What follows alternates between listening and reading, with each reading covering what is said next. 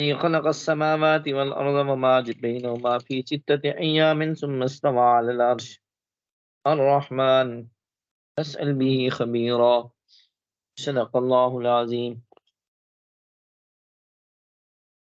سورة الفرقان آیت نمبر 55 سے لے کر 59 تک میں نے آیات تلاوت کی ہیں. ان میں سے جتنی آیات پہ آج بات ہو سکی کریں گے، باقی پھر کل پہ چلی جائے گی. وَيَعْبُدُونَ، اور یہ لوگ عبادت کرتے ہیں، من دون اللہ، اللہ کے علاوہ اوروں کی، ما ان کی، لا ينفعهم، جو ان کو نفع بھی نہیں دے سکتے، ولا یضرهم، اور وہ ان کو نقصان بھی نہیں کر سکتے. وکان الکافر، اور جتنے بھی کافر ہیں یہ علی ربہ ظہیرا، رب سے پیٹھ پھیرے ہوئے ہیں.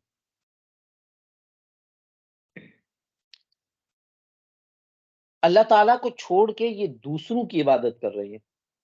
یہ دوسروں کی عبادت، وہ نہ ان کو مدد کر سکتے ہیں، نہ ان کا کوئی نقصان کر سکتے ہیں، نہ ان کا کوئی نفع کر سکتے ہیں. کائنات میں ایک ایسی چیز جو تمہارے نفع اور نقصان کی مالک ہے، تم اس کی عبادت کرنے کی بجائے جب ان چیزوں کی عبادت کرو گے جو تمہاری نفع اور نقصان کی مالک نہیں ہے، تو پھر ان کی عبادت کرنے سے تمہیں ہوگا کیا؟ اللہ تعالیٰ فرماتے ہیں کہ دنیا میں دو چیزیں اس وقت، ایک طرف اللہ کی عبادت ہے اور ایک طرف اللہ کے علاوہ دوسروں کی عبادت ہے. یہ کافر جتنے بھی ہیں نا، اللہ تعالیٰ سے پیٹھ پھیرے ہوئے ہیں. وَكَانَ الْكَافِرُ عَلَىٰ رَبِّهِ ظَهِيرًا، ظہیر کا معنی ہوتا ہے مددگار، اور ظہیر کے ساتھ جب علا کا لفظ آ جائے تو علا بمعنی مخالفت ہوتا ہے. اس صورت میں معنی ہوگا کہ کان الکافر علی ربہ ظہیرا، یہ کافر جو ہیں وہ رب کے مقابل میں دوسروں کی مدد کر رہے ہیں. کافر اللہ کے مقابلے میں دوسروں کی مدد کر رہے ہیں. ان کو چاہیے تو یہ تھا کہ یہ اللہ والے راستے پہ آئیں، اور یہ اللہ والے راستے پہ نہیں آ رہے، دوسرے راستے پہ جا رہے ہیں. اب اس معنی کے اعتبار سے اگر آپ دیکھیں تو عبادت کا معنی صرف نماز پڑھنا ہی نہیں ہوتا، صرف سجدہ کرنا ہی نہیں ہوتا. حکم ماننا یہ عبادت ہے. اللہ تعالیٰ نے ایک نظام زندگی دیا ہوا ہے، ایک نظام حکومت دیا ہوا ہے. اللہ تعالیٰ نے ایک نظام عدالت دیا ہوا ہے. اب اس نظام کو نافذ کرنا، اس نظام کو قائم کرنا، یہ عبادت ہے اللہ کی. صرف نماز پڑھ لینا یہ عبادت نہیں ہے. معاشرے کے اندر انصاف قائم کر دینا یہ عبادت ہے. معاشرے کے اندر ہر انسان کے حقوق کو پورا کرنا، اس کے حق ادا کرنا، اس کا حق دلوانا، یہ عبادت ہے. جو مجرم ہے اس کو جرم کے مطابق صحیح سزا دینا، یہ عبادت ہے. اب دنیا کے اندر جو انسان اس نظام کے نفاذ کی یا اس نظام کو نافذ کرنے کی کوشش کر رہا ہے، یہ انسان اصل میں عبادت کر رہا ہے، اور یہ عبادت اللہ کی کر رہا ہے. اور جو انسان اس کے خلاف کام کر رہا ہے، دینی علوم کے خلاف بولے گا، دینی نظام کے خلاف بولے گا، دینی جو وہ زندگی کے خلاف بولے گا، دینی حلیے کے خلاف بولے گا، اسلامی تعلیمات کے خلاف بولے گا، تو یہ انسان ان چیزوں کے خلاف بول رہا ہے جو اللہ تعالیٰ نے کی ہوئی ہیں. اللہ یہ کہہ رہا ہے کہ یہ انسان اب اللہ کو چھوڑ کے اللہ کے علاوہ جو دوسرے ہیں یہ ان کی مدد کر رہا ہے. تو انسان کو دنیا میں اپنی پوزیشن دو باتوں میں سے کسی ایک کی طرف رکھنی ہوگی.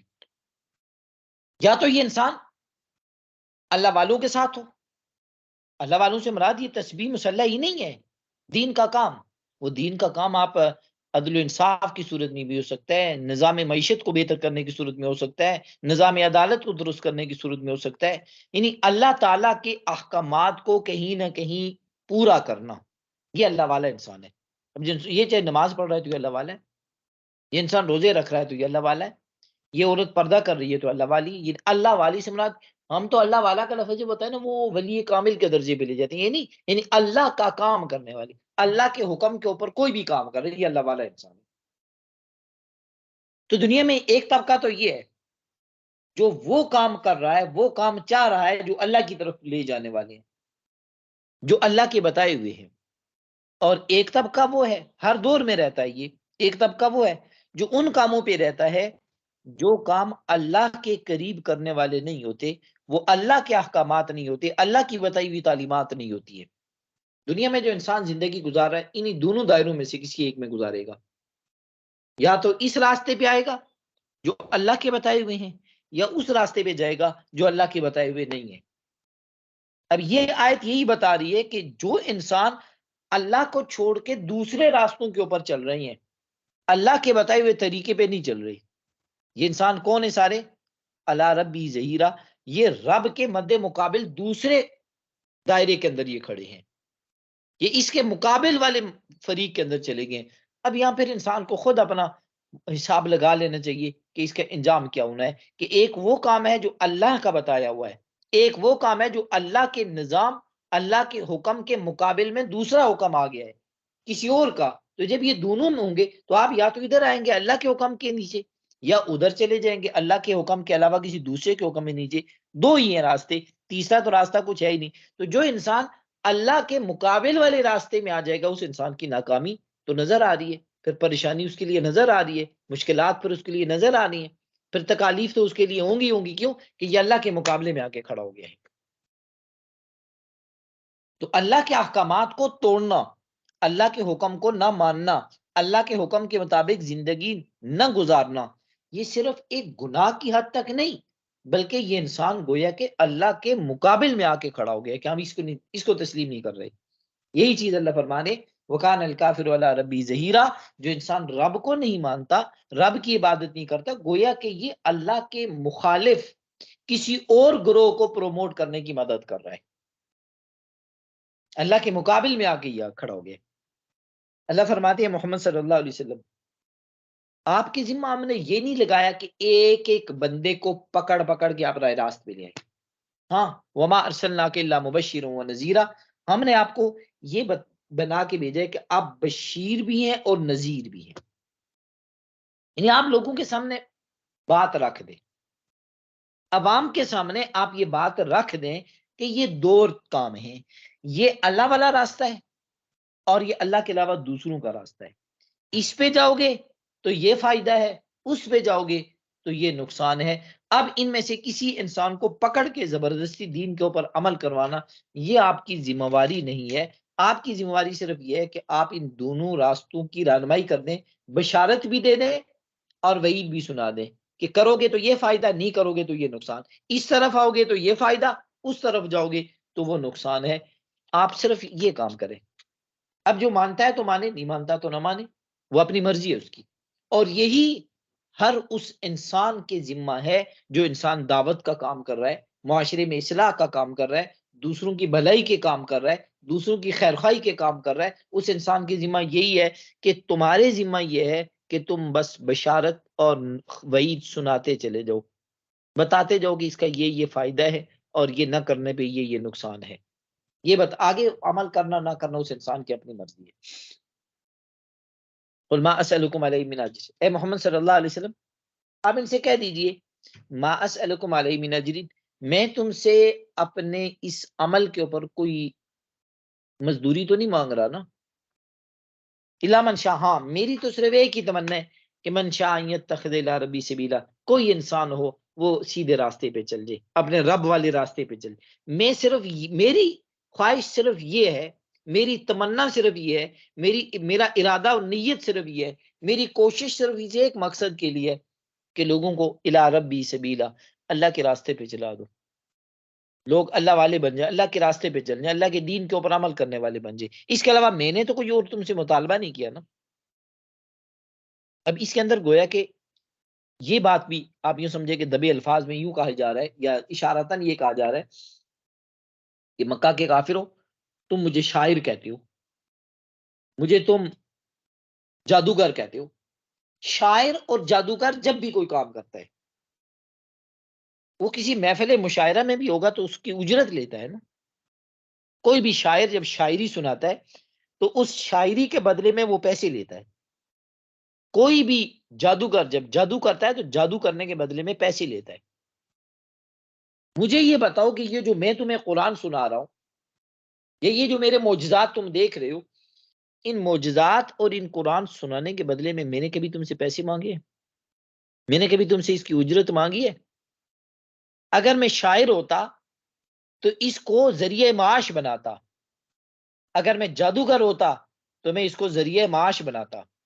میں نے جب اس قرآن کو اور ان تعلیمات کو ذریعہ معاش نہیں بنایا تو پھر تو مان لو نا کہ میں جادوگر نہیں ہوں، میں شاعر نہیں ہوں، کیونکہ معاشرے میں دیکھ لو جتنے بھی شعراء ہیں وہ اپنی شاعری کو ذریعہ معاش بنا چکے ہیں، اور معاشرے میں جتنے بھی جادوگر ہیں وہ اپنے جادو کے ذریعے سے کمائی کرتے ہیں، اور میں قرآن کے ذریعے سے کما نہیں رہا ہوں۔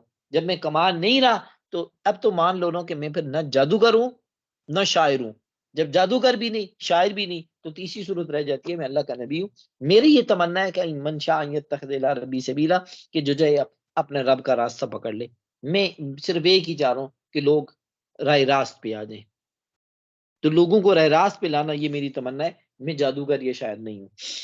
اللہ تعالیٰ حضرت محمد عربی صلی اللہ علیہ وسلم کو تسلی دے رہے کہ توکل علی الحی الذی لا یموت۔ یا محمد صلی اللہ علیہ وسلم،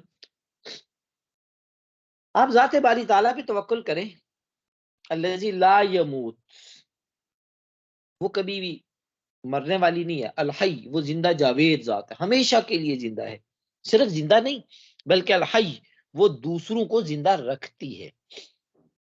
ایک تو ہے نا وہ خود زندہ ہونا، ایک ہے دوسروں کو زندگی دینا، ایک وہ ہے کہ جو خود زندہ ہے، ایک وہ ہے کہ اس کے دوسری مخلوقات زندہ رہنے کے لیے اس کے محتاج ہیں، وہ تو وہ ذات ہے القیوم۔ اللہ کی ذات قیوم ہے۔ قیوم ایک ہوتا ہے نا قائم، خود قائم ہے، ایک یہ کہ وہ قیوم ہے، یعنی ایسی قائم ہے کہ دوسری ساری چیزیں، ساری کائنات، ساری مخلوقات قائم رہنے کے لیے اس اللہ کی ذات کی محتاج ہے۔ یعنی وہ ذات ہے حی اور قیوم۔ حی قیوم، وہ ذات وہ ہے کہ جو حی بھی ہے اور قیوم بھی ہے۔ اللہ تعالیٰ فرماتے ہیں کہ محمد صلی اللہ علیہ وسلم اس ذات کے اوپر آپ اعتماد کریں، لا یموت، جس کے اوپر کوئی موت نہیں آنی، وہ سبح بحمدہ، اور اللہ تعالیٰ کی تسبیح کیا کرے اس کی حمد کے ساتھ، اس کی حمد کے ساتھ اس کی تسبیح کیا کریں۔ اس آیت میں ایک تو یہ حکم دیا گیا کہ اللہ تعالیٰ پہ توکل کرے۔ توکل کس کو کہتے ہیں؟ اعتماد کرنا، اعتماد کرنا، اور توکل کا یہ معنی ہے کہ انسان بھروسہ اللہ کی ذات کے اوپر رکھے، جو کام اللہ نے کہیں یہ کرو اور کر کے ان کا نتیجہ اللہ پہ چھوڑ دو، اللہ تعالیٰ اس کا انجام بہتر کریں گے۔ جو اس نے بتایا یہ کرو وہ کر کے اس کا انجام اور اس کا نتیجہ اللہ کی ذات پہ چھوڑ دو کہ اللہ تعالیٰ اس کے نتیجے میں ہمارے ساتھ بہتری اور بھلا کریں گے۔ اور اس توکل پہ پکا رہنے کے لیے ایک ساتھ وظیفہ اللہ تعالیٰ نے بتایا کہ سبح بحمدہ، اللہ تعالیٰ کی حمد کی تسبیح کیا کریں۔ اللہ کی حمد کی تسبیح الحمدللہ بھی ہو سکتی ہے، سبوہن قدوسن بھی ہو سکتا ہے، سبحان اللہ و بحمدہ بھی ہو سکتا ہے، یعنی ایسی تسبیح پڑھا کریں جس پہ اللہ کی حمد و ثنا ہو۔ وَكَفَى بِهِ بِذُنُوبِ عِبَادِهِ خَبِيرًا بَصِيرًا، خبیرہ، اللہ تعالیٰ اپنے بندوں کے اعمال کے بارے میں اچھے طریقے سے باخبر ہے۔ کفا بھی، وہ اللہ کی ذات کافی ہے، بِذُنُوبِ عِبَادِهِ، اپنے بندوں کے گناہوں کے بارے میں خبیرًا باخبر۔ یہ دنیا میں نافرمان جو کچھ کام کر رہے ہیں وہ یہ نہ سمجھے کہ کسی کو پتہ نہیں ہے یا کوئی نوٹس نہیں لے رہا یا کسی کے علم میں نہیں آ رہے۔ اللہ تعالیٰ کرے ہم سب جانتے ہیں، ہمیں پتہ ہے تم کیا کر رہے ہو اور ہمارے علم میں ہے، اور صرف اللہ کہہ رہے ہیں صرف ایک میرے علم میں ہونا کہ تم یہ غلط کر رہے ہو، صرف یہی کافی ہے، صرف یہی کافی ہے کہ تم میرے علم میں ہے کہ تم یہ کر رہے ہو۔ تمہارے گناہ پہ کوئی گواہ نہ بھی ہوا نا تو تمہیں پکڑنے کے لیے اتنی سی بات کافی ہے کہ مجھے پتہ ہے۔ تم بھلے کوئی ایسا گناہ کرو گے جس میں تمہارا کوئی وہ اس کے اوپر نہیں ہے، گواہ نہیں ہے، لیکن رب پکڑنے پہ آئے اپنے علم کی بنیاد پہ بھی پکڑ سکتا ہے کہ مجھے تو پتہ ہے۔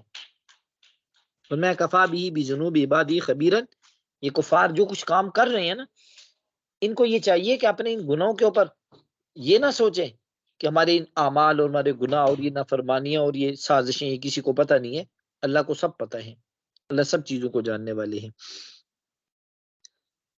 جی، کوئی سوال ہو تو پوچھ لیجیے۔